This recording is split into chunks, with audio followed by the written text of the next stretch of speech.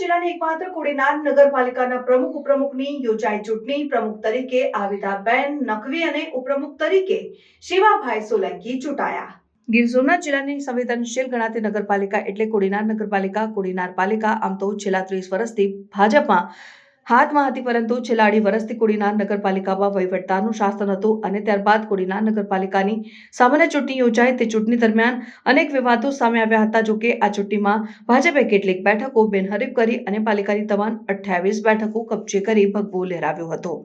છેલ્લા 3 દાયકાથી આ પાલિકા પર ભાજપનું શાસન છે અને આજે ફરી એકવાર કોડીનાર નગરપાલિકાના પ્રમુખ ઉપપ્રમુખની ચૂંટણી ઉના ડેપ્યુટી કલેક્ટરના અધ્યક્ષસ્થાને યોજાઈ હતી, જેમાં પાલિકાના પ્રમુખ તરીકે આવિદાબેન નકવી અને ઉપપ્રમુખ તરીકે શિવાભાઈ સોલંકીનું મેન્ડેટ રજૂ કર્યું હતું અને કોઈ ફોર્મ ન ભરાતા અને બંને ઉમેદવારો બિનહરીફ પ્રમુખ ઉપપ્રમુખ તરીકે જાહેર થયા હતા। કોડીનાર નગરપાલિકામાં પ્રમુખ ઉપપ્રમુખની વરણી બાદ કોડીનાર નગરપાલિકામાં પૂર્વ પ્રમુખ અને હાલના નવા નિમાયેલા ઉપપ્રમુખ શિવાભાઈ સોલંકીના મતે વહીવટદારના 2.5 વર્ષના શાસન દરમિયાન શહેરની વિકાસગત કામગીરી ધીમી પડી હતી। શહેરની લાઇટ, પાણી અને સફાઈમાં પણ બેદરકારી થઈ હોવાથી આગામી સમયમાં ભાજપ પ્રેરિત પાલિકાની પ્રથમ પ્રાયોરિટી આ કામગીરીની રહેશે। તો કેટલાક એવા પણ કામ છે જેને પાલિકા પ્રથમ હાથમાં લઈ શહેરીજનોને ન્યાય આપશે।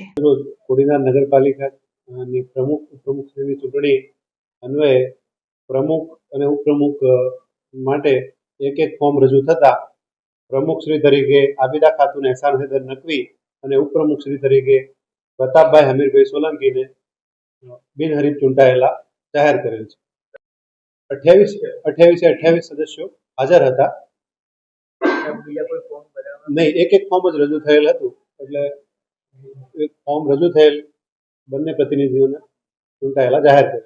અત્યારે કોડીનાર નગરપાલિકાનો જે વિકાસ થઈ રહ્યો, સૌથી પહેલાં દિનુભાઈ સોલંકીએ જે કર્યો છે વિકાસના કામ, કારણ કે એને પણ આમાં પોતે પર્સનલ જે અમારી સાથે રહી, અમારા વડીલ તરીકે જે અમને માર્ગદર્શન આપે છે કે કોડીનાર સિટીને કઈ રીતે બનાવવું છે ને કઈ રીતે કામ કરવું છે, એને નીચે અમે દિનુભાઈ સોલંકીને માર્ગદર્શનથી ઉપર પણ વધારે કામ કરે, કારણ કે અમને એ અમારા માર્ગદર્શક છે, અમારા વડીલ છે ને કોડીનાર માટે એને જે કર્યું છે અત્યાર સુધીમાં એવા કોઈ નેતાઓએ નથી કર્યું, કારણ કે એને માર્ગદર્શનને લીધે જ અમે આગળ વધ્યા છે ને એની નીચે જ અમે કામ કરશું।